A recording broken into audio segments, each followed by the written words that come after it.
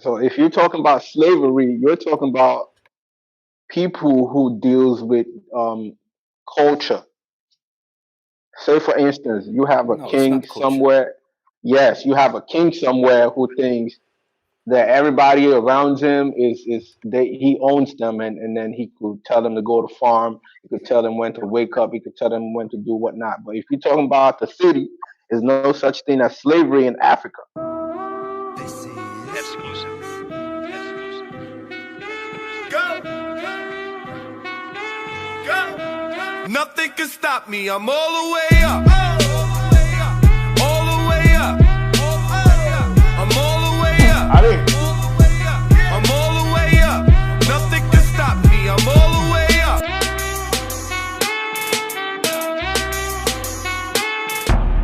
There's no such thing as slavery in Africa, in the city. Oh, are you joking with me? Libya, you have what was the nation that you mentioned, Debret? Mauritania. Kenya. Saudi Arabia, Yemen. Do you want me to post video on that? Actually, that's actually why I came here. I want to talk to Debret about something. You forgot about Sudan as well. What I do wrong? No, actually the opposite. I did watch this channel called Analyze Dunya, and he uploads random conversations from different channels. And I saw that you had a conversation with this guy called Abdullah, and he was feeding you nonsense. So I wanted to give you an opportunity to fact check anything that you've heard in the conversation related to Islam. And I'm quite familiar with this topic. Do you want to fact check Islam and what they have told you? Yeah, bro. I'll show the sheep things on the link. Akira, what did you send in the back chat? Burn fire, bro. Burn fire, bro. So I'll start with the first thing that they lied to you regarding. He's using me as a ploy to smash Islam. Let's go. No. I am actually more. I want to fact check what they said. So if you guys haven't followed this channel called Analyze Dunya, he's a pretty fun channel, very informative. So big shout out to Analyze Dunya. They were speaking basically about how you kidnap people, and then it's the same thing as if you work for your white man. I think what they said. No, if you have a contract, you gotta honor your contract. Isn't that correct? Being in slavery is not a contract though. We didn't both like come to the agreement like, yeah, okay, I'm gonna be your slave and I signed the contract. No, Veli, do you got a job? Oh my God! Don't use job as with a job. Hold on. With a job, yeah. Hold on 1 minute. I left my job, yeah, and I just walked out. Yeah. No one chased me down the road and captured me and then forced me back into the job. Yeah. Right. I left the job, yeah, and then I sued them as well. So I can do that, yeah, because I'm not a slave to that company. I walked out midday and I said I'm not coming back, and I walked. Now, if you was owned by somebody, example to use, you know. No, I would say, like, when your job, if you do something bad, you'll get fired and you're out of there. You're not next to the guy no more. If you're a slave and you do something bad, you're not going nowhere, bro. I will fuck you up, yeah. I will fuck you up. Chase you about, man. And you're still not going nowhere. You can't not lose your job. You still have to be there. Yeah. Right. So this is what I'm saying. So your understanding of slavery from an Islamic perspective is holding people against their will. Yeah. And oppressing people, right? All right. So let me ask you a question, Abdullah. Yeah, that's a lie. Abdullah, let me ask you a question. If I was a slave of yours, just hypothetically, and I say to you, "F you, I don't want to be in your under your contract anymore," and I just walk off, what would happen to me? Yeah, you just walk off, right? But I might. But if you owe me something, I might come for that.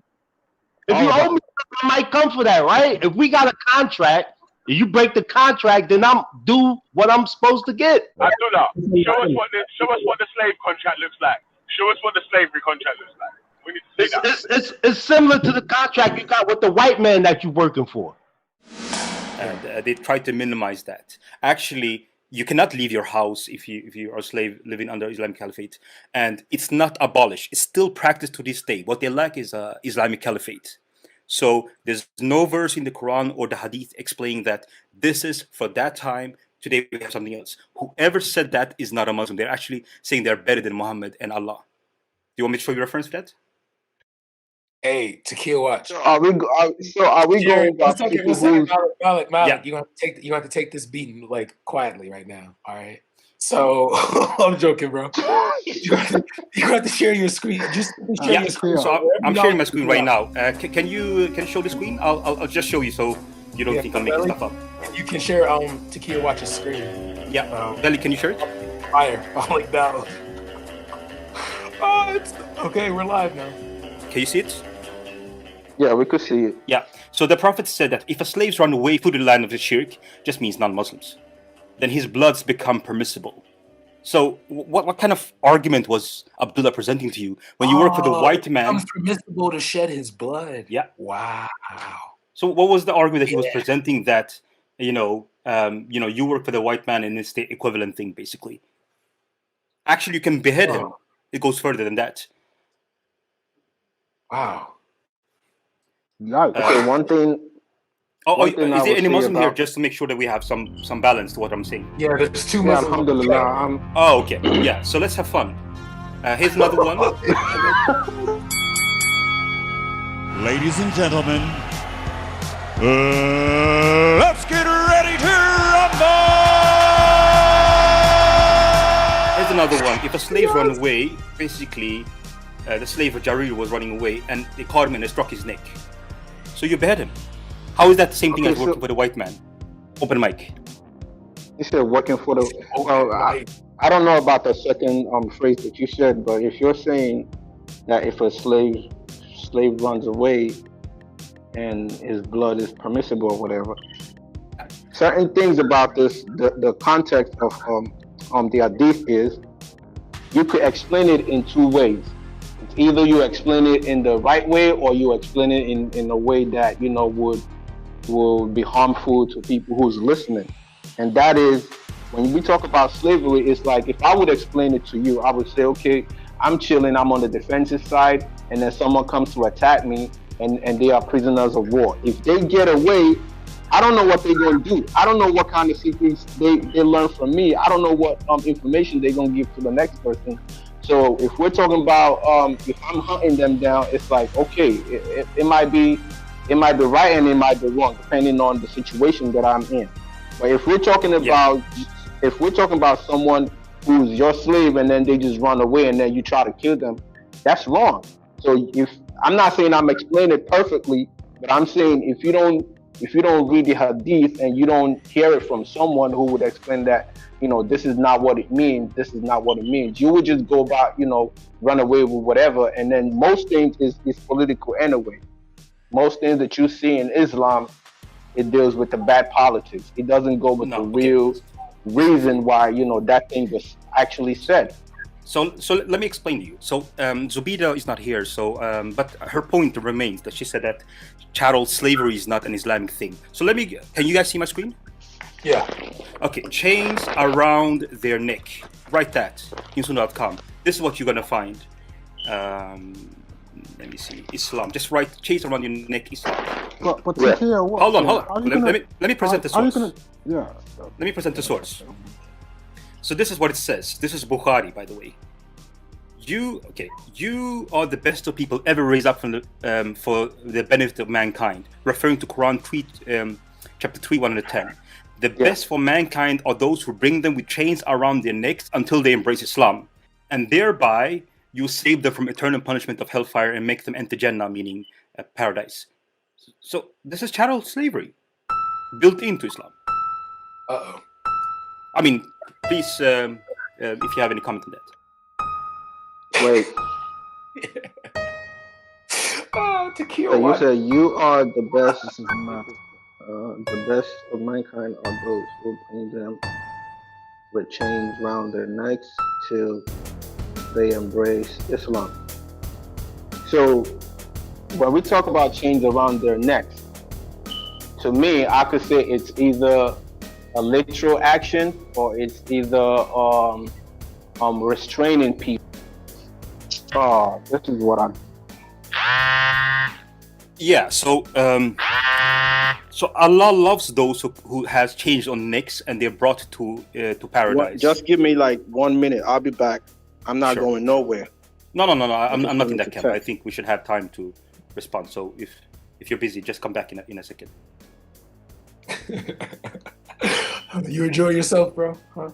Well, I'm not really stuck on one topic. I just want to give you a chance, D-Brad. What have you heard that you want me to fact check? Bilal. Was Bilal freed? Okay, so first of all, the question is flawed, but I will answer it. The question is flawed because who cares if one person was freed, and then you have over 100 million that were enslaved through history. Hello. So is that Bilal really that valuable? What about the 100 millions that were not freed, that were having the balls? This is a janaza, and you haven't even prepared. Hello, can y'all hear me? Flowers or anything? You're just carrying out this janaza. This is mad. I can answer your question regarding Bilal, but I think that the question is flawed. I mean, Can you hear me though? Yeah, we can hear you. Yeah. Oh, okay, cool. I'll be leaving in like 5 minutes, 10 minutes. So go ahead. Yeah. I can respond to the question. So did you understand what I was saying about? You were speaking basically about Did you understand what I was self-defense. saying about? You were speaking about prisoners of war and self-defense. I don't have any problem with that, by the way. But Muslims were not in self-defense. They were. I'm talking about the first generation Muslim, the first 1, 2, 3 generation Muslims, which should be the closest to Muhammad, right? They were the enemy. They went out of. I can show it right now. If you can see my screen, conquer Egypt. Just write that. Can you see it here? Go ahead. Yeah. Go ahead. So Muhammad is saying that you conquer Egypt. What has Egypt done to Saudi Arabia? And this is a Muslim. Muslims were the enemy that went into foreign land, took the sword and colonized them. This is just one country. The non-Muslims say that Islam spread by the sword. So is that true or not? Let's talk about what happened and then you make a judgment. The Islamic government spread by force. The Islamic government spread by force. The expansion of the Islamic empire was done by force. There's no question about that. The Sahaba went and fought, took over other people's land, and that's how the Islamic Khilafah grew. This is just one country. Another country, you just write this: Syria, Iraq, Yemen. Then you find another hadith. Oh my God. Do you see it? That Prophet Muhammad said he will send troops to Syria. Oh, let me find a better hadith. It's speaking about the same thing. Wait. Can I just present the source? Like 20 seconds, that's all I need. So you should go to Syria, go to Yemen. Let me find a better hadith. It's the same. Takir, why's your So before hold on. Here it is. Let me ask you this question quickly. Before you divert, let me just show this. Come on, man. No, it's just to know. I just need 20 seconds. Sorry. Okay. Come on, man. Syria will be conquered by Muslims, by the way. Yemen will be conquered. And then Iraq. Let me see if I can find it. Yeah, Iraq will be conquered. That's not self-defense. You're leaving Saudi Arabia, Mecca, to Syria, Egypt, Jerusalem, Spain, Persia, which is Iran. India was conquered. What is the truth of the matter? Was Islam spread by the sword? Or is it all defensive and lovey-dovey and whatnot? What is the real, we had to fight. That's why I went and fought. What is the reality? Well, the fact of the matter is that in the lifetime of the Prophet ﷺ, we can say without being apologetic at all, that pretty much most of the battles were battles that were defensive in nature. That's very clear. You don't have to be an apologetic at all. Look at the situation. Who was persecuting whom? Who kicked whom out of their lands? Who was the one? So it's very clear that Badr and Uhud and Ahzab were very necessary. And even the conquest of Mecca, like it had to be done if you had to survive. You can't just let them keep on attacking you. However, it is also true to say that not all such battles can easily be put into this category. Some battles, especially some saraya, and remember saraya was the expeditions the Prophet did not participate in, he sent others out. Many of the saraya, especially in 9th and 10th Islam, there was no dire need, there's no threat at all. Going to the fringes of Oman, for example, right? Going to the other side of Bahrain, for example, it's not as if there was an immediate threat in some of those saraya. And especially we talked about the Battle of Tabuk. The Battle of Tabuk remains a big question mark amongst seerah specialists. Why? Why was one of the largest armies ever sent up north? For what? And in reality, it seems one of the strongest reasons is to show the powers up north that Muslims meant business and that they are going to attack, which is why Abu Bakr as-Siddiq took the initiative to attack. Followed the same route when he went to attack Sham. Same route of Tabuk, and he went from Tabuk onwards. So the process was basically setting the precedent for them. Now, whatever is the case about the time of the Prophet, there is simply no denying that the Khulafa al-Rashidun and the Umayyads engaged in offensive conquest of other lands. The Sassanid Empire did not pose any immediate threat. They were not attacking the Muslims at all. In fact, as we will study, when the Muslims attacked the Sassanid Empire, Rustum said, "What are you guys doing here? Why are you attacking us?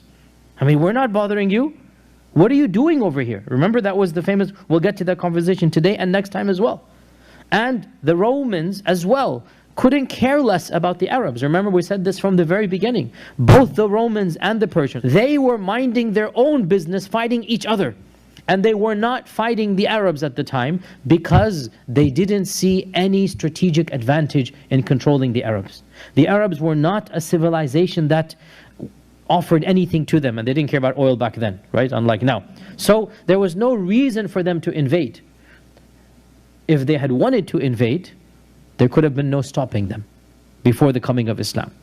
But there was no reason for them. Now that Islam has conquered and is solidified, there was still no immediate reason for them to invade. There's no threat at all. And yet Abu Bakr as-Siddiq sent armies of tens of thousands of people. And Umar ibn Khattab followed suit. Please respond if you want some I'm time. asking, were they Sahih hadiths you're bringing? Yeah, everything I've shown so far to my knowledge is Sahih. Please let me know if they are not Sahih. And if you want them in the back chat, I can post them right now. I don't. Comment section asking it. Yeah. Okay, Everything I don't go. Listen, I don't go by if something is Sahih or not Sahih. I try to apply my little basic knowledge to explain whatever the hadith says. I might be right, I might be wrong. But the thing is, if you're talking about conquering, remember, these people are tribes. And then when you have your livestock, say for instance, if the Chinese people come and they do trade and then they take your livestock, you have to go there and take it back, right? So I'm not saying, look, I'm not saying everything. Look, during the times of the Prophet, the only thing I could understand by their conquest was taking back whatever they had as Muslims. That's like revenge. Hold on, that's like revenge. But after he passed away, I could say you have certain people who will do conquest based off of politics, self-interest, in the wrong way, trying to improve Islam in the forceful way, which is wrong. But if you're talking about this hadith that says go back to Egypt and take this, or go back to China and take this, it's definitely not go back. It was never theirs. Umar ibn Khattab sent armies there. He was the leader of the caliphate. How do you know it wasn't there? That's my point. You don't. They are tribes. Because they lived in Saudi Arabia. So, an example. So, if the Muslims left, I'm talking Muhammad's generations, right? The best Muslims. If they left Saudi Arabia, Mecca, and now they're conquering Canada, and I say it was never theirs in the beginning, and your response is, how do you know it was never theirs? It's a silly argument. And the same goes when Umar ibn Khattab sent Amr ibn al-As into Egypt. Egypt was not sending any army into Arabia. And Amr ibn al-As with 4,000 people said, give me 4,000 people, I will give you Alexandria, which was the capital of that region. I'll give you Alexandria. Why? What was Alexandria doing to the Muslims? Nothing. So the claim that, all of this is a defensive battle, frankly, it's not proven by anything. And it goes against common sense. Why would you send tens of thousands of people when there's no threat at all? And the fact of the matter, therefore, there is simply no denying this. It's a silly argument. Can you see it? I'm not saying Canada was theirs. I'm talking about if certain people, say for instance, if the same Muslims, this same Arabs that was against Islam, if they take something from the Muslims and they run away to Canada, of course they're going to get chased down. That's my point. Yeah. Okay. So the best way that I can respond to this is to wherever you run to, they're gonna hunt you down because that is not your property anyway. Okay. So the best way I can respond to this is to let a Muslim preacher speak. Can you share my screen, Billy? Okay, yeah, okay. So the best way that I can respond to this is, first of all, to show you what Muslim preachers are speaking among themselves, and to show you a map how Islam actually spread, to make sure that we have the same reference point. I'll play it right now, and it's just 30 seconds. Allah subhanahu wa ta'ala promised this ummah in this Quran that the ummah will inherit this earth, that the ummah will rule over this earth, not just part of the earth, the earth. Okay.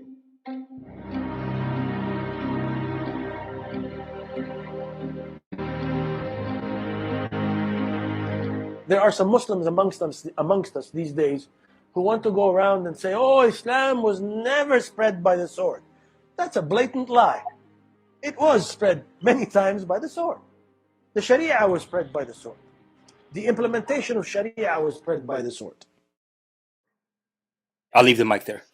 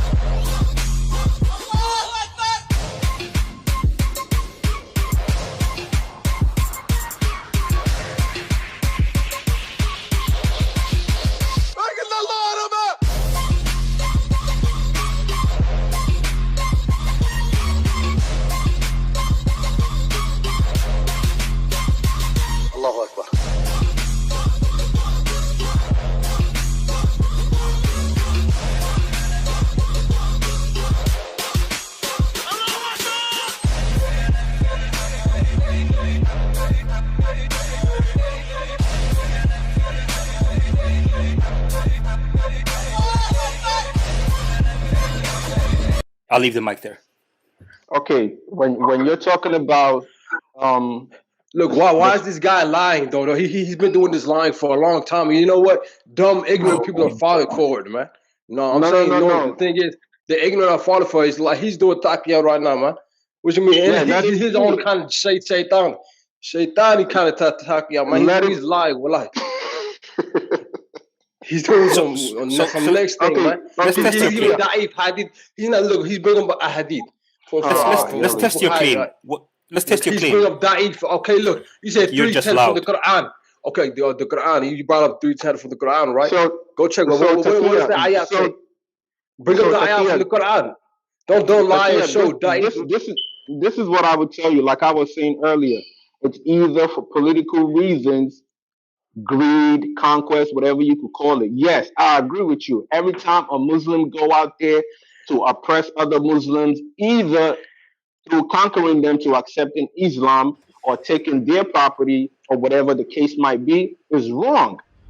Okay, so are you calling Muhammad flawed? Can you show my screen? Show just show my screen because they will. One second. Touch this. But hold on, I'm not finished with my arguments. Can you show my screen? Taki, watch. I want to ask you a question. No, don't run away now. I'm going to post some heavy stuff. The Roman Empire. No, okay, forget your lies. I'm saying the Roman Empire. Where were they? Where were they at that time? Now, where were they at that time? So who got conquered? Tell me who got conquered. They were enemies, right? So fuck the Roman Empire and then okay, if you lead a nation, what happens? He's acting like we're weak people, man. He said, he's acting like we sit down and we would just hum around and don't, if you lead a nation, what happens over time? Of course, if people try to invade you, right, so you fight back. So Veli, by the way, I posted the link in the back chat. If we're gonna have he's trying to give some fake image, but he's trying to give out like everybody's trying to start war for no reason. But wars happen for reasons. And you have to moderate other nations, they war against us. He's having his feelings hurt right now. You make this like adults. I'm sorry, Takia Watch. Like he's not necessarily. Yeah. So Veli, if you can either kick him out or moderate, because we're gonna have a fruitful conversation. Why you get it sad? Okay. Because you don't have self-control. Have self-control and we can have a good conversation. When you speak, I won't interrupt you. Come on. And the opposite. So you go to that comment, you write like this: invade India. Okay, come on. Samaroon, can I just have like 2, 3, 5 minutes before I leave so you could take over? Please. No, let him. No, I want to see. Okay. No, it's okay. So keep going down. I'll spend 15 seconds. That's all I need. Because when you came in, I understand that. I just want him to do this. Go all the way down and show if it's Daif. Show if it's Daif or Sahih. Go all the way down. Keep going down. I have no keep problem going with down. that. Don't lie to the people. Keep going down. Belly, can you handle this? Why are you getting sad? No, because you're gonna expose. So invading India. So when it comes to going India, down. No problem. The thing is, you guys don't know about this website. Okay, keep going down and show where there's Belly, this is your channel. I'm not a person that likes to scream. Alright, yo. Alright, chill out for a sec, yeah. Let my man show his piece, yeah. And then any questions that you want to ask him about, like going down to the bottom to make sure if it's Sahih or anything else like that, yeah. When he's finished doing his thing, you come in and ask him questions about that, innit? Because you know how it goes around there, man. That we don't let each other finish their sentence. So there are three categorizations when it comes to the hadith. Sahih means authentic, Hasan means good, Daif means it passed the test, but it's the lower rank. So I'm using mostly Sahih and just like 1 or 2 Hasan. So 98% of... According to my understanding, Sahih... I'm not finished. What's wrong with you? I'm not finished. I'm sorry. I'm just cutting you off because I'm letting you know. So Veli, a Sahih can you handle him? To me. He doesn't have any self-control. I'm sorry. Go ahead. So this specific is Hasan, which means good. It passed all the tests. The previous one that I showed was all authentic, Sahih. So here Muhammad was speaking about how to invade India. And it's Muhammad saying the following, that there are 2 groups from my ummah, which means the Muslim population, that Allah will free from hellfire, basically. And one of them are the one who invades India. That's not self-defense. The Muslims lies around 200 million Indian people, and they ran the caliphate there after colonizing them for 800 years. There's simply no denying this. And the same goes, by the way, even for our lands of India, of Sindh, Makran. Why would okay, it's true that a pirate or a small mini lord basically irritated some of the Muslim, traders. There's no doubt. But you don't send an army to attack because of a trade dispute. Think about it. You don't send an entire naval expedition to conquer land, which is what happened in Sindh. They conquered land and they established, the Umayyads established an extension of the Umayyad dynasty over there. And that was the beginning of Multan. Multan was the earliest Islamic land. Makran and Multan, these areas were the earliest Islamic lands. From the time of the Sahaba, some of the Sahaba were alive at this time when Multan was conquered. What for? You're going to establish a mini dynasty over there? For what? So clearly, there's not just a defensive jihad going on here. There's no denying that the early Muslims wanted political conquest. The previous reference that I showed was Yemen, Iraq, Syria, to show you that it's not self-defense. Okay, here it is. Sahih Muslims. Do you see it? You say that I'm lying. Here it says that Syria, it's talking about Muslims conquering them, will be conquered. And then you will have Iraq that will be conquered. Did I miss Yemen? Yeah, okay, here. Yemen will be conquered. The mic is yours. Okay, like I told you before, according to my understanding about Islam, not everything that says Sahih is Sahih, and not everything that says is false is false. I just go by my understanding and what I could interpret by the hadith, whatever hadith that's been given to me. I'm not calling myself a scholar or whatever. Just go by little logic. So when you say certain things, all this hadith that you said, it's either true or false. But according to my understanding, I don't think the Prophet ever would order people to go killing and fighting other people for no reason. That's all I can say about it. So when you say no reason, what are you referring to? 1 second. Okay. If they came over, or it was certain Muslims, or I said certain Muslims, if it was certain Arab people that was going against the Muslims, because if we're talking about Arabs, we have those that converted to Muslims and those who are still the bourgeois or whatever you call them, who don't like the Muslims. So if they are attacking the Muslims and taking their property to the east or to the west or to the north or to the south, this is a tribal war. They have all the rights to go to the south or to the north or to the east to get their properties back. That's my point. But like I told you earlier, if you have Muslims which in history you and I have seen certain. I'm talking about the talents first generation Muslims, the best one. So let's just make sure that you actually respond to what I'm saying. Okay, if you're talking about the first one, then most likely it'll be a retaliation over property. That's what I could interpret. At the stage of that, was Muhammad even alive? Prophet Muhammad. Muhammad said that he has been commanded. No. I'm saying if he said that was a prophecy, okay, it happened after he died, right? But Muhammad was mentioning these countries by name. Either way, at what time did it happen in history? What time did it happen? Cameroon, can I have 2 more minutes, please? Okay, so Muhammad said, "You follow me and the first 3 generation Muslims." Do you want me to show you? So, okay, here it is. The best generation first. Okay, here. And if you're saying first 3 generations, Sahih Bukhari, hold on, let me present the information. The Prophet never lived for over 300 years. Listen to me, okay? So Muhammad is saying here, the best generation are those who lives in his generations, all right? And then those who lives after them, second generations. And then their third one, let me see, after them, it's the first 3 generations, basically. Those are the correct versions. So every Muslim should try to look at their example and try to replicate that, of course, with modern circumstances. So that's why you have group like ISIS who says that Muhammad's way was doing this and the first 3 generations did this. We should replicate it. Do you understand? So if I'm going by the Quran says those who have the best character is those who practice goodness. The best character is not in line with liberalism or America or UK. The best character is in line with Muhammad's example. That's why I want to show you Muhammad's example. Do you understand? And that's what I'm telling you. Muhammad the Prophet, may peace be upon him, never oppressed nobody for no reason. It's like I told you, the war is. What are you talking about? Okay, exactly. The wars. Okay, why is he bringing up things regarding war? 1 second.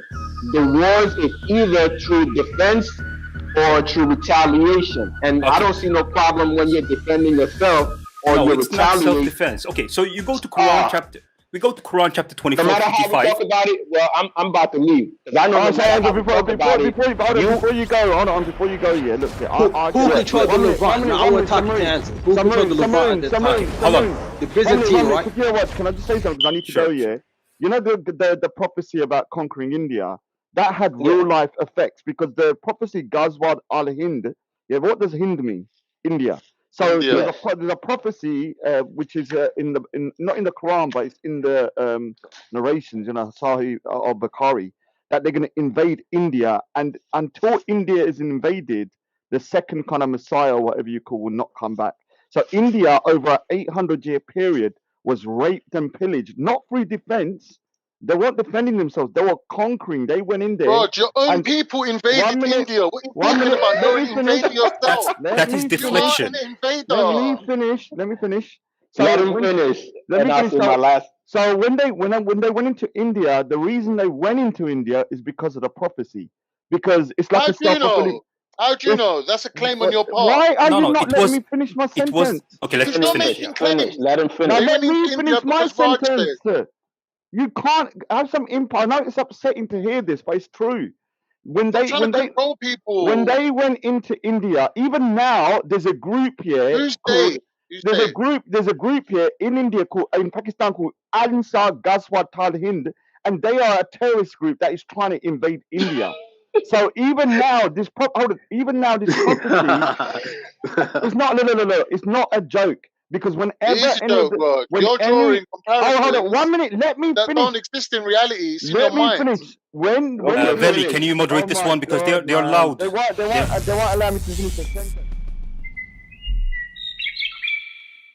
Yeah, Takir, what you wanted to say something? Anyone that wants to reply to what he's going to say? These kind of conversations, they are not neutral, by the way, because a lot of people have emotional attachment to their beliefs. So it kind of demands self-control, or Saddam Hussein as a moderator.